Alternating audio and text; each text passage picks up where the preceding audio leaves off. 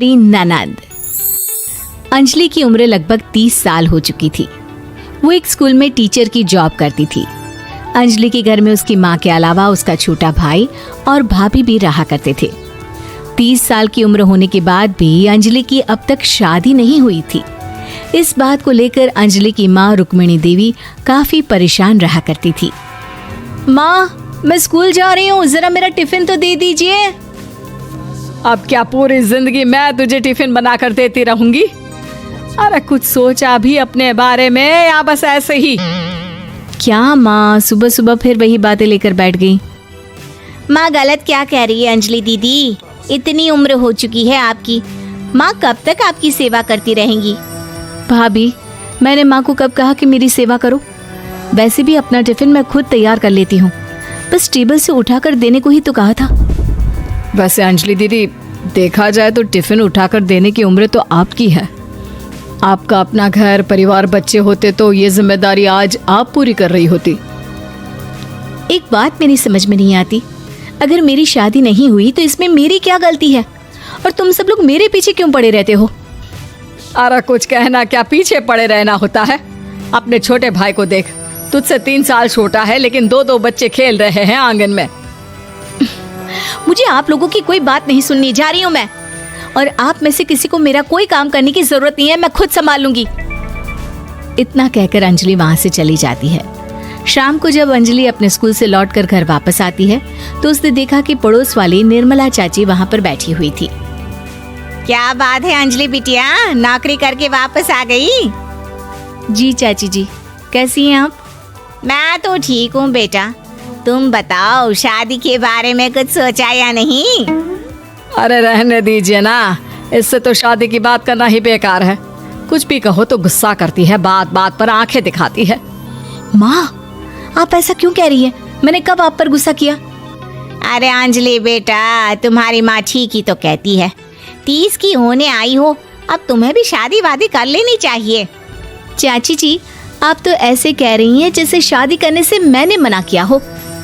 रहने दीजिए निर्मला चाची, हमारी अंजलि दीदी को अभी तक उनकी पसंद का दूल्हा नहीं मिला ना, इसीलिए वो शादी नहीं कर रही। भाभी, ऐसी कोई बात नहीं है।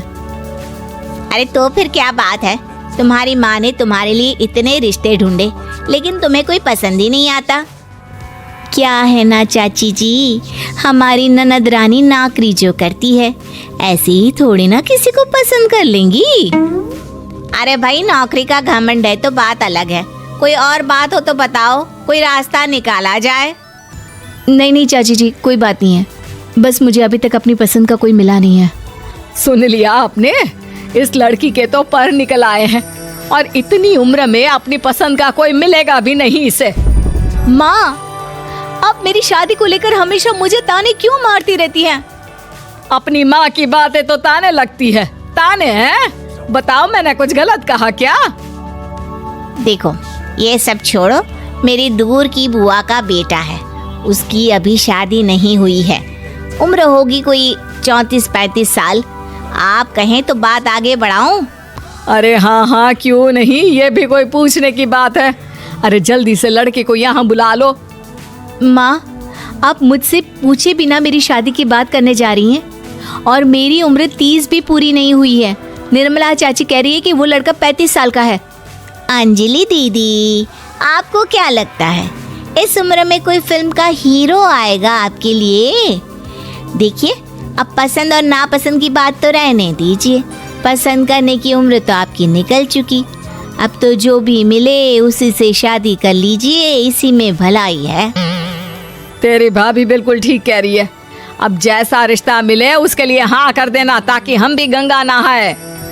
ठीक है, चलिए मैं उस लड़के को कहती हूँ, वो कल ही अंजलि को देखने आ जाएगा। अगले दिन निर्मला चाची के दूर का रिश्तेदार अंजलि को देखने उसके घर आता है। उसका नाम था अजय। अंजलि जी, तो आप नौकरी करती हैं, वो भी स्कूल में? जी हाँ, मैं स्कूल में टीचर हूँ। हमारी बेटी बहुत होशियार है। अरे पढ़ने लिखने में इतनी होशियार है, इसीलिए तो इसकी नौकरी लगी है स्कूल में। हाँ हाँ ठीक है आंटी जी, जरा मुझे भी तो बात करने दीजिए आपकी बेटी से। जी पूछिए ना, क्या पूछना चाहते हैं? अंजलि मैडम, ये तो बताइए कि आपने अभी तक शादी क्यों नहीं की? बस ऐसे ही, कहीं कोई रिश्ता पसंद नहीं आया इसलिए। लेकिन क्या मैं आपसे पूछ सकती हूँ कि आपने शादी क्यों नहीं की? अंजलि, क्या कर रही हो तुम? लड़कियों को इस तरह की बातें नहीं शोभा देती। रहने दीजिए आंटी जी, आपकी बेटी काफ़ी पढ़ी लिखी है, मैं उनके सवाल का जवाब दे ही देता हूँ। वो क्या है ना, मुझे भी अभी तक अपनी पसंद की कोई लड़की नहीं मिली। अच्छा, कोई बात नहीं। वैसे आपकी तनख्वाह कितनी है? कितना कमा लेती है महीने का? जी यही कोई 25,000 महीने। बस 25,000? इतने से क्या होता है? इतने से तो आजकल घर भी नहीं चलता। आपके कहने का क्या मतलब है? अरे मैं तो ये सोच कर आया था कि नौकरी वाली लड़की है, आराम से 40,000 कमाती होगी। माफ कीजिएगा, आपका और मेरा रिश्ता नहीं हो सकता। जी कोई बात नहीं, मुझे भी आपके साथ शादी करने में कोई इंटरेस्ट नहीं है। अंजलि, किस तरह की बात कर रही हो? घर आए रिश्ते को ठुकरा रही हो तुम। दीदी, अब इस उम्र में आपको इतनी अकड़ नहीं दिखानी चाहिए। अच्छा खासा रिश्ता हाथ से निकल गया, कहीं ऐसा ना हो कि जिंदगी भर कुंवारी ही रह जाओ आप। कुछ दिन और ऐसे ही निकल जाते हैं और अंजलि की शादी कभी नहीं होती।